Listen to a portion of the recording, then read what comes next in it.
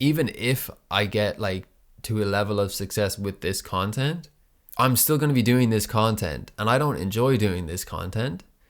And so it's probably better for me to stop. Today, I felt the urge to create something, and I always like to share from my experiences in life. And an experience that I have gone through over the past year has been relative success on TikTok. So probably going to title this something along the lines of my experience with going viral on TikTok. And viral is different to different people. What I'm talking about here is multiple millions of views across a bunch of my videos. And for me, that was viral because I was coming from, maybe on a good day, I would get 200 views on a video. I think the most I'd had before this was 2,000 views on one video. But every other video would be like 50, 100, 200 views. And then I uploaded a video that one day it had 10,000 views. The next day it had 20,000. And then like a week later it had 500,000. And it kept growing from there. And when I realized that video was doing well, I started to post more videos in a similar sort of niche. It was sketch comedy is predominantly what I was sharing. Each video that I posted seemed to continue getting tens of thousands of views, sometimes hundreds of thousands. The most I got in one video was, I believe, around 1 million for one video. That was all very exciting for me because as someone who has aspired to be a performer, to be in the public eye, to be sharing my gifts, my creations with the world, this is exactly what I wanted. It wasn't as wonderful as I had hoped, I would say. And I've come up with a good old-fashioned pro and con list of my experience with this virility on TikTok that I want to share with you, because maybe you're a creator and you're hoping to achieve success on certain fields or platforms, and maybe this will be of some benefit to you and how you go about achieving your success, which, might I add, I do believe you are bound for. If you desire it, it's only inevitable that if you show up with that intention and that action, that you will achieve the success that you're aiming for. So let's jump into my list of pros and cons about going viral on TikTok or whatever other social media or alternative or traditional media platform you might be engaged with these days. So I'm going to start off with the first pro, which is having people see and appreciate your work is wonderful, because I've created things for years and years and years before the masses, we could say, were able to witness them. And when you're creating stuff, yeah, it's always nice to create stuff for yourself, for your close circle, or for, the odd fan that you might have. But ultimately, what I wanted was for loads of people to see my stuff, for thousands of people.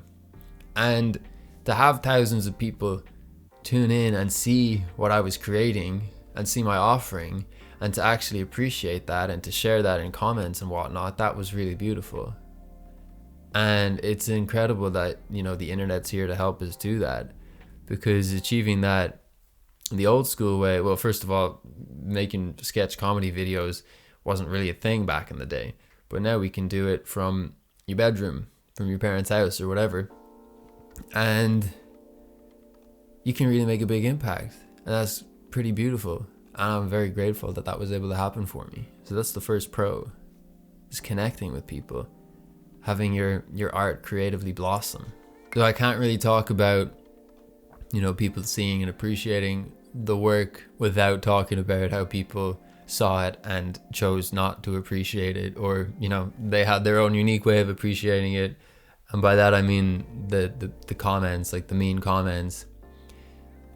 On the first video that went viral for me, I received a lot of comments, and when I got all the notifications, I was excited to read the comments. And then I was reading the comments, and it occurred to me quite quickly that most of these comments were insults about my facial hair specifically, and my chest hair, which you actually ironically can't really see. Well, there it is. See that? The second pro is that I was learning so much and I was creating so much. I was creating like 3 to 10 videos per day. Sometimes I was making 15 videos a day. Just preparing that content in batches and then, writing it all, shooting it, editing it, all of that was such a learning experience. I got so much quicker and like more confident in my ability as a performer, as a producer, as an editor, as a videographer. All of these things, like my ideas that I would just have an idea in my head and I would turn it into a sketch right there and then, and I could make a video in like 10 minutes. And that was really profound for me to be able to cultivate that. And that skill has, stood to me in that pretty much if you asked me to make some content tomorrow, I could make like 10 videos tomorrow. They might not all be incredible, but like I would make 10 videos and I'm sure some of them would be pretty darn good.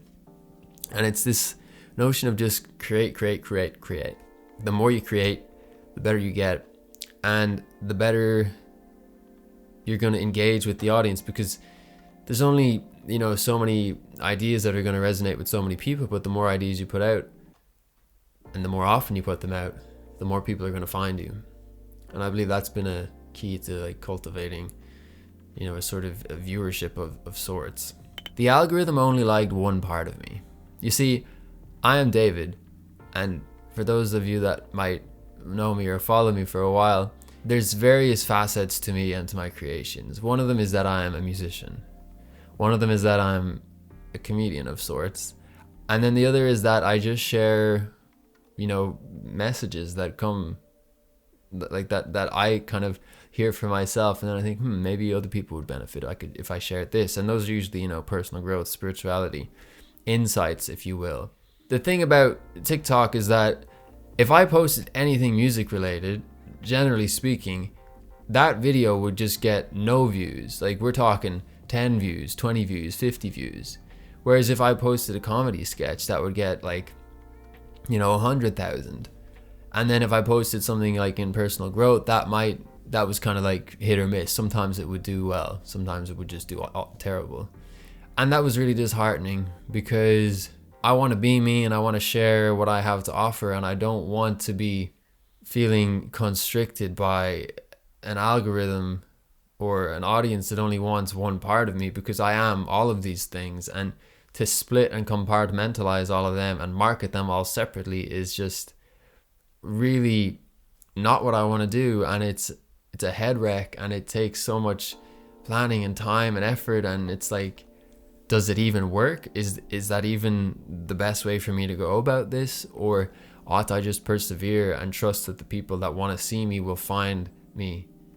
But then when everyone's consumption is dictated by an algorithm, it's kind of difficult to find the people and have the people find you, because they're only finding what's presented to them. They're not really finding it, really. They're just reviewing what's in front of them, and if they enjoy it, they'll watch it. But if it's not put in front of them, they won't even know whether they enjoy it or not, because they can't consume it. The third pro is that my TikTok and my Instagram, because I would like cross posts on different things, became almost like a portfolio for me.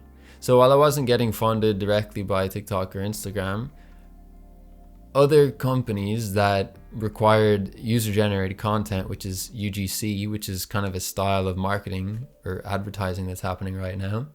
If you're like on YouTube or TikTok or whatever, you will see ads on your feed, and those ads look a lot like a TikTok or an Instagram reel. Pardon me.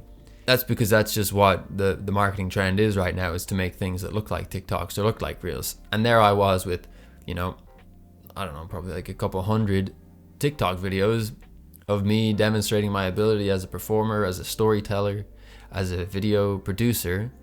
And based on that portfolio of work, companies that actually had budgets to spend on ads would hire me, and do hire me, to create ads for their brands. The final con is that the whole thing was very fleeting.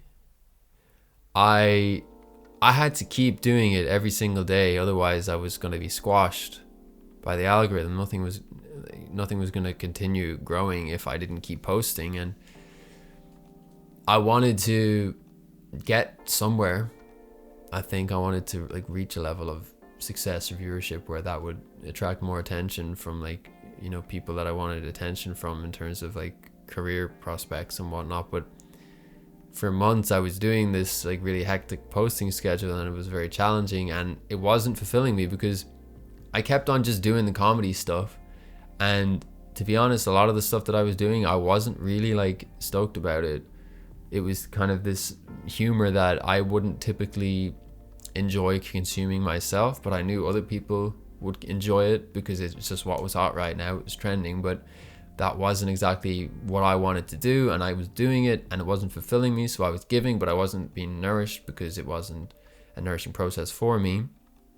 And so, you know, you could say I burnt out or whatever, but ultimately I stopped doing it because I was like, well, even if I get like to a level of success with this content, I'm still going to be doing this content, and I don't enjoy doing this content.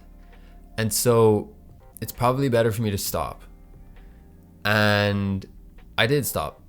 You know, for a long time I didn't post anything, and maybe if I did, I was more posting like my music or my spirituality insight kind of content. And you know, I wasn't getting all the dopamine from the TikTok, but I was getting, you know, a more subtle sense of fulfillment or contentment. And that's what I get like from making these kind of videos. Like, this probably isn't going to reach that many people, but I feel it's a story that a lot of people might want to hear, and it might help some people that are on a similar path as I. I'm very grateful for everything that happened and to have experienced it. And I'm actually posting again now. I just started kind of shooting more stuff, it's comedy stuff, and I'm jumping back on it for however long, I don't know, but you know, I'm grateful to have the skill set, to have the drive and the ideas, and I'm gonna keep sharing them so long as it feels good. And maybe I'll stop again in a few weeks or a few months, or maybe they'll all just flop. But either way, creating is medicine for me. Even if it's, you know, even if it's not fulfilling in the moment, I can reflect upon why it wasn't, and then that's the medicine. It's because I can adjust and I can recalibrate and I can create from my heart space again, and realize when I've like been taken over by algorithm or other people's opinions. So look, anyway, that's my experience of going viral on TikTok. I hope that you found some value in this video. If you did, feel free to check out my other videos. You might like them too. My name is David. I'm an Irish dude. I share ideas about life and creativity and all sorts here on this channel. So if you want to join the journey, subscribe to me, and leave a comment if you liked it. Like the video if you liked it. Dislike it if you disliked it. Let me know why you disliked it. Have a beautiful day. Thank you so much for being here. See ya.